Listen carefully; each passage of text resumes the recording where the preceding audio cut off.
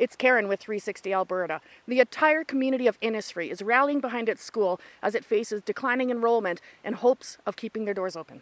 We are a strong committee and we are all committed in getting our school into more project-based learning, looking at options, looking at more specialized school for rural communities as we are losing students to larger schools. We are looking at other schools that have noted the same problems and have made a change in delivering education by offering specialized schooling or project-based learning. So we are looking at those ideas to possibly bring that to Innisfree Delnorte. I truly believe that Innisfree Delnorte has so much to offer. There's an old saying, it takes a village to raise a child, and I truly believe that's what's happening here. Our community cares about this school. The community cares about these students. Our teachers care about these students. And the teachers take the time to get to know each one of these kids personally, and they make sure that these kids get what they need to succeed in their futures. As a parent of current students enrolled in this school, and as a past student myself here, I know how important this school is to our community. There is no other place that I would choose to send my kids to school other than Innisfree Delnorte. I am in grade 7 and I go to Innisfree Delnorte School and I love it, and here's why. My first reason is it is a small school and I know pretty much everybody in the school, including their families and sometimes even their pets. The second reason is the individual one-on-one attention from the teachers and staff when we need the extra help.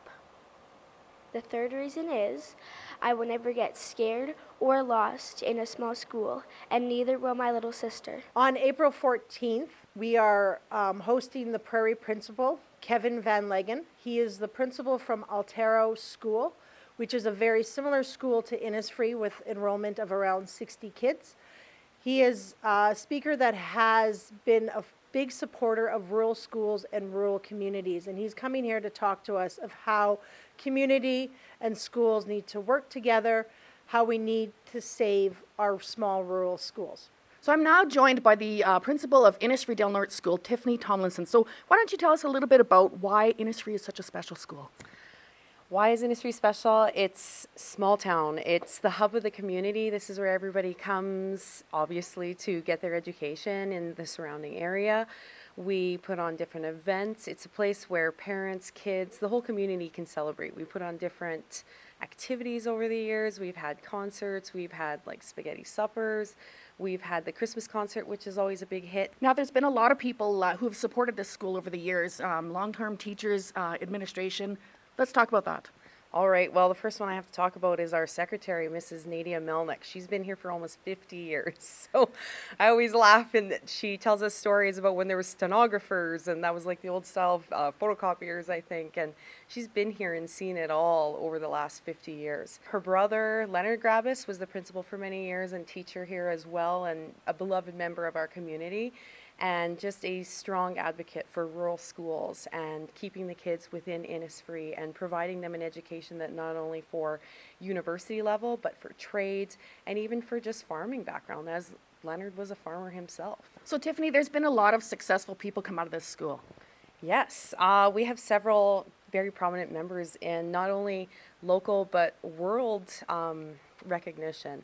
For instance, this year our guest speaker at grad is Robert Syke, and he's a world agronomist, and he speaks all over the world, and he graduated here in little old Innisfree.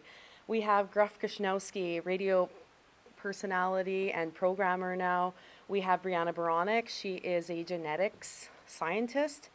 I think she's at the U of A. We have Leah Soroka. She is working for the IMF and has, 13 different things that she's running around the world.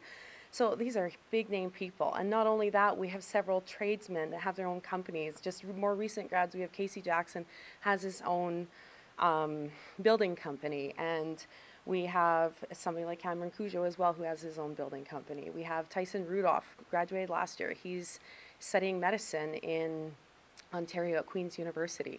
So we have a huge number of teachers, nurses, farmers, tradespeople, welders, So many people have come out of here with a great education and have went on to bigger and brighter things. For 360 Alberta, I'm Karen Arndt.